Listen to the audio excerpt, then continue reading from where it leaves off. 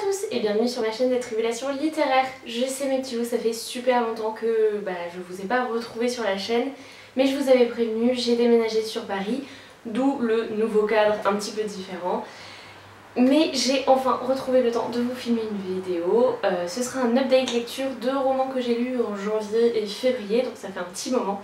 J'espère que j'arriverai à en parler tout de même. En tout cas, sachez que je suis super contente de reprendre un petit peu les vidéos. Ça fait hyper longtemps que j'ai trop envie de vous tourner cette vidéo, mais voilà, le temps de récupérer l'appareil photo, d'avoir un cadre à peu près sympa, tout ça, ça a mis du temps. Donc voilà, enfin, je filme cette vidéo. Et puis, assez de blabla, on va commencer l'update lecture tout de suite. Et le premier roman que je vous montre, que je vous présente, il s'agit des Hauts de Hurlevent d'Émilie Brontë, publié ici dans l'édition L'Archipoche. Une édition que je trouve juste magnifique. Franchement, admirez cette couverture. Elle est magnifique. Pour le résumé, je vais vous renvoyer vers les internets et vers ma chronique sur le blog. Parce que voilà, ça fait un petit moment que je l'ai lu, j'ai oublié les noms, j'ai un petit peu oublié les situations particulières des personnages. Je les ai pas oubliés, mais je pense que je vais pas être très douée pour vous les rappeler. Donc du coup voilà, je vous renvoie vers ma chronique ou vers les sites, je vais vous mettre Babelio en barre d'infos. Comme ça vous aurez un résumé au poil. Mais en tout cas, je peux quand même vous donner mon avis sur ce roman et il s'agit d'un de mes romans classiques favoris. Parce que c'était tout simplement génial. J'en avais entendu énormément parler parce que ça fait partie souvent des romans favoris de nombreux lecteurs en classique. Ça, c'est un classique qui n'a pas traumatisé toute une génération de collégiens ou de lycéens. Alors du coup, j'étais quand même assez curieuse de le découvrir et vraiment, je comprends pourquoi on l'aime autant. Il s'agit d'une peinture absolument magnifique, à la fois tragique, à la fois belle et à la fois dramatique. D'une situation, d'une famille qui est un peu perdue quand même au fin fond de la campagne anglaise, hein, disons-le bien.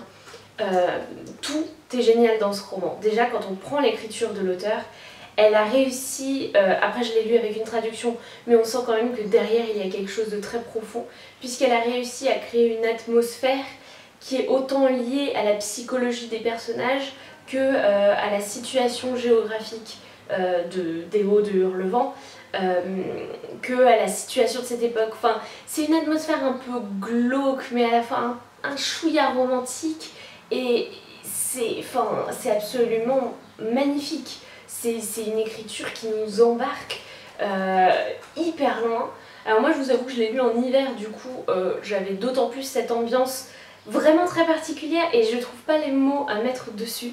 Mais déjà ce roman, moi je l'ai adoré pour cette ambiance et cette atmosphère qui est très particulière et absolument magnifiquement bien retranscrite.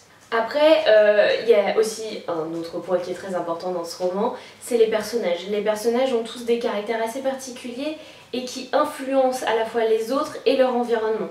L'homme qui est décrit, et je me souviens plus du tout de son nom, c'est pas Edgar... Heathcliff, voilà. Heathcliff en fait va vouloir se venger d'un amour déçu et on le voit se transformer, on le voit jeune, il avait des moments durs mais il a aussi été adopté et il y a eu de très beaux moments dans sa vie et petit à petit on va le voir être tourmenté et ce tourment se transformer en soif de vengeance inépuisable. C'est absolument tragique, mais qu'est-ce que Émilie Brontë l'écrit bien. Enfin, pourtant elle était toute jeune quand elle a écrit ce roman, mais elle avait une notion des tourments humains et de la noirceur humaine qui était absolument dingue. Voilà, enfin je vous ai parlé seulement de l'atmosphère et des personnages, mais pour moi c'est ce qui fait le plus fort de cette histoire. Finalement après ce qui s'y passe, on n'a pas d'action, après c'est absolument génial, on a envie de savoir jusqu'où va aller Heathcliff, qui va survivre à ce carnage, mais...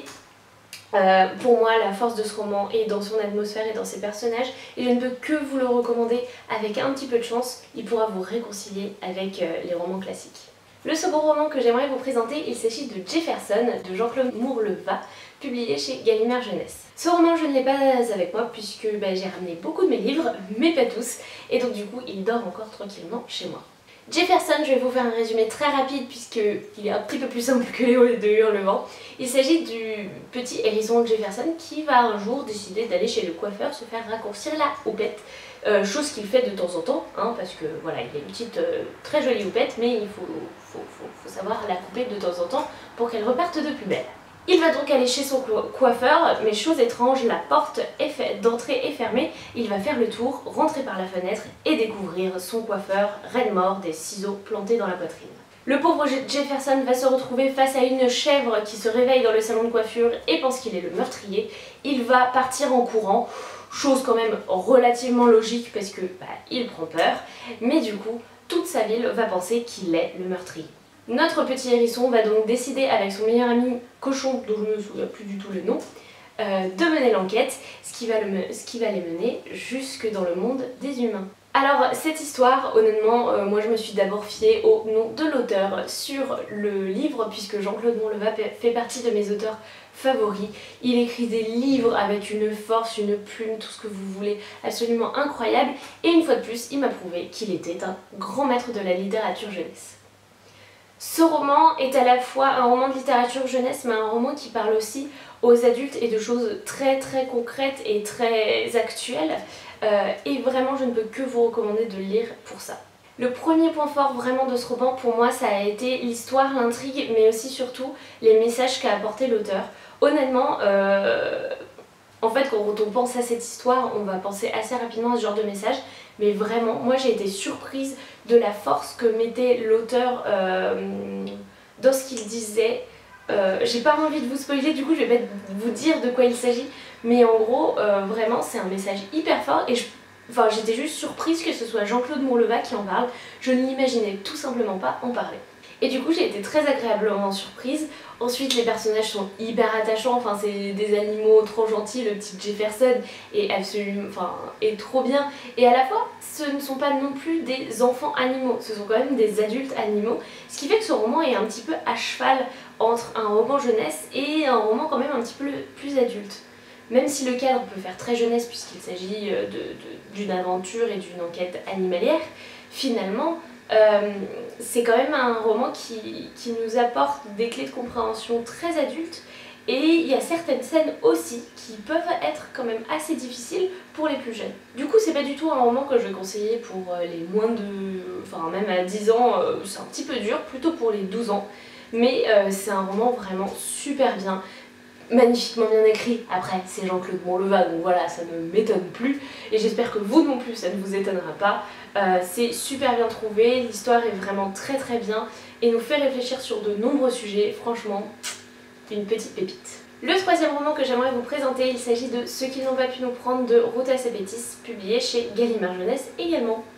Je n'ai pas non plus le livre avec moi puisque pareil je ne l'ai pas encore ramené dans ma bibliothèque. De toute façon cette bibliothèque va s'élargir, il faut s'y attendre. Dans ce roman on va suivre une jeune lituanienne qui va être déportée avec sa famille, sa mère et son petit frère suite à la prise de pouvoir de Staline dans les pays de l'Est. En fait ils vont être déportés parce qu'ils sont bourgeois et la bourgeoisie est plutôt mal vue. Ça se passe pendant la Seconde Guerre mondiale. Plutôt mal vu sous le régime soviétique. Ils vont être emmenés dans des wagons à bestiaux avec des dizaines d'autres personnes. Ils vont être emmenés au fin fond de la Sibérie dans lequel ils vont devoir travailler pour survivre. Honnêtement, c'est pas le genre de roman que vous lisez pour avoir le sourire très clairement, mais c'est un magnifique roman. Honnêtement c'est une période de l'histoire qu'on connaît assez peu. Oui on nous a énormément parlé d'Hitler, on connaît très bien la déportation des juifs et des opposants au régime nazi dans les camps de concentration, voire dans des camps d'extermination, mais on connaît beaucoup moins bien l'épisode historique qui a fait que Staline a déporté des milliers et des millions de personnes au fin fond de la Sibérie, que la moitié en sont mortes. Tout ça parce que soit ils s'opposaient à son régime, soit ils étaient dans un train de vie bourgeois. Et honnêtement, c'est un épisode historique assez traumatisant et franchement, l'auteur ne nous épargne absolument rien. On voit qu'elle a fait de nombreuses recherches pour écrire son roman et c'est d'un réalisme fou. Alors effectivement, c'est de la fiction, les personnages dont elle nous parle n'ont pas existé, mais ils ont une vie en eux, ils ont un réalisme qui est absolument dingue et moi j'ai cru vraiment jusqu'au bout. On ne peut que s'attacher au personnage, que ce soit à la jeune héroïne dont j'ai malheureusement oublié le nom, qui en plus, moi j'ai trouvé, était d'autant plus géniale qu'elle dessine, qu'elle aime dessiner, et que ça devient très très compliqué quand on est déporté. Et voilà, il y avait ce petit attachement, puisque moi aussi j'aime énormément dessiner, et voilà, j'avais un petit attachement en plus avec elle. Son frère m'a également beaucoup touchée, sa mère je l'ai trouvée d'une force incroyable, elle perd son mari, elle ne sait pas où il est, elle va tout faire pour ses enfants, pour qu'ils survivent, mais dans un univers tellement dur, il y a quand même un moment où on se dit comment ils vont sortir de là. Et la force aussi de ce roman et de ce qu'en a fait l'auteur, c'est de montrer qu'ils ne perdent pas espoir, quoi qu'il arrive. Ils vont toujours espérer revenir à une vie normale, alors qu'on les transporte au fin fond de la Sibérie, que l'hiver arrive, qu'ils n'ont quasiment aucun moyen de survie. C'est absolument magnifique. Ça donne beaucoup à réfléchir sur ce que nous aurions fait, sur quelles personnes nous aurions été dans cette situation. C'est vraiment un livre extrêmement prenant qui va vous prendre aux tripes et vous n'êtes pas sûr de les retrouver en entier, honnêtement. Donc voilà, c'est vraiment un roman que je vous recommande très très vivement, mais attention, il est quand même dur, il faut éviter de le lire en période un petit peu trop triste. Mais par contre c'est un roman qui devrait être lu et même conseillé, que ce soit au collège ou au lycée, parce qu'il a beaucoup à nous apprendre. Et le dernier roman que je vous présente, il s'agit de The Hatherwood de Melissa Albert, publié chez Penguin Éditions. Ce roman, je l'ai eu dans la Fairyloot du mois de février l'année dernière, et il a attendu quelques temps quand même que je le sorte, mais bon, quand on réfléchit, pas tant que ça. Cette histoire, c'est l'histoire d'Alice, qui est la petite fille d'Althea Proserpine, qui a été l'auteur d'un recueil de contes qui a énormément marché, mais qui n'a été imprimé qu'une fois, et qui est très connu, mais dans certains cercles assez fermés. Alice n'a jamais connu sa grand-mère, bien qu'elle soit encore vivante, mais avec sa mère, elles ont passé leur temps sur les routes à fuir une sorte de malédiction. Où qu'elles aillent, elles avaient toujours un problème un jour, quelque chose d'assez flippant souvent, et sa mère a passé sa vie à fuir cela. Un jour, on va leur annoncer, ou elles vont découvrir, je ne sais plus, la mort de la grand-mère, et la mère de Alice va décider que c'est le bon moment pour s'installer enfin. La malédiction, pense-t-elle, est liée à la grand-mère, et donc du coup, tout va aller pour le mieux, elles peuvent enfin s'installer. Mais malheureusement, ce n'est pas du tout ce qui va se passer, et je vous laisserai découvrir la suite. Si vous n'aimez pas lire en VO, je vous le dis tout de suite, ce roman a été traduit et publié l'année dernière chez Milan, si je ne dis pas de bêtises, ou Bayard, l'un des deux. Donc du coup, si je vous donne envie de lire ce roman, n'hésitez pas. Alors déjà, par contre, il y a une chose qu'il faut que je dise sur ce roman, c'est que j'ai mis énormément de temps à le lire, puisque je suis hyper lente à lire en anglais. J'y peux rien, hein, c'est comme ça, mais voilà, j'ai mis beaucoup de temps. Ceci dit, ça n'en fait pas une mauvaise lecture pour autant. Honnêtement, j'ai énormément aimé l'atmosphère hyper glauque de ce roman. On est dans des histoires de contes, de magie, mais complètement retournées. C'est très noir, c'est très sombre. La magie fait peur, elle n'est pas du tout enchanteresse. Et j'ai beaucoup aimé ce côté vraiment très sombre, très mystérieux, qui détonne beaucoup avec les autres réécritures de contes ou les contes qu'on peut lire et relire. Enfin, il y a une petite magie, ou en tout cas avec les Disney au moins, on s'imagine la magie toujours un petit peu sympathique, mais là non, elle l'est pas du tout. Alors, il y a beaucoup de personnes qui ont dit que ce roman était très long et qu'il n'y avait pas beaucoup de rythme. Moi honnêtement ça m'a suffi parce que je le lisais dans les transports, et du coup la tension qu'il y avait, moi je la gardais toute la journée, c'est-à-dire que je lisais 30 minutes, je reposais le livre parce que j'allais travailler, et du coup toute la journée j'avais hâte de le reprendre pour connaître la suite. Et du coup je pense que c'est pas du tout un roman qui se dévore en quelques heures, mais quand c'est un roman que vous lisez comme ça découpé, ça doit passer vachement mieux. En tout cas moi j'ai adoré, l'attention a été maintenue de bout en bout. Pour moi ça a été vraiment un super roman, c'est pas du tout un coup de cœur, parce que je pense qu'il me manquait quelques éléments. Et puis sur la fin j'avais quand même hâte de le finir parce que c'est juste que j'avais mis trop de temps à le lire. C'était pas du tout lié au bouquin, c'était juste lié au fait que c'était en anglais, hein. Mais du coup j'ai vraiment beaucoup aimé, la fin est assez bien faite. J'étais super contente de découvrir qu'en fait il s'agit d'un seul tome, hein. C'est pas le début d'une série, enfin ça faisait longtemps. C'était vraiment une excellente lecture qui nous emmène dans un monde magique de contes très différent, même s'il est bien sûr inspiré de nos contes traditionnels. Vraiment, c'est une super lecture et si vous aimez un petit peu l'univers sombre des contes, ce genre de choses, je pense qu'il pourra vous plaire.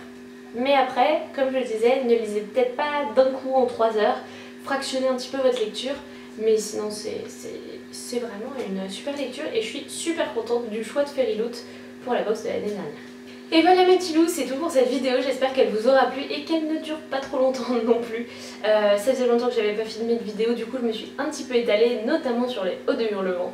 En tout cas, si vous avez aimé cette vidéo, n'hésitez pas à vous abonner, à mettre un petit pouce bleu, voire à commenter. Dites-moi si vous avez lu certains de ces livres ou si je vous ai donné envie de les lire, puisque pour tous il s'agit au moins de très bonnes lectures. Et donc du coup, j'espère vous avoir donné envie au moins un petit peu. Sur ce, je pense qu'il est enfin temps de refermer cette vidéo. Je vais essayer de revenir à un rythme régulier sur la chaîne, c'est promis. Allez, je vous souhaite d'excellentes lectures mes petits loups et je vous dis à très bientôt. Salut!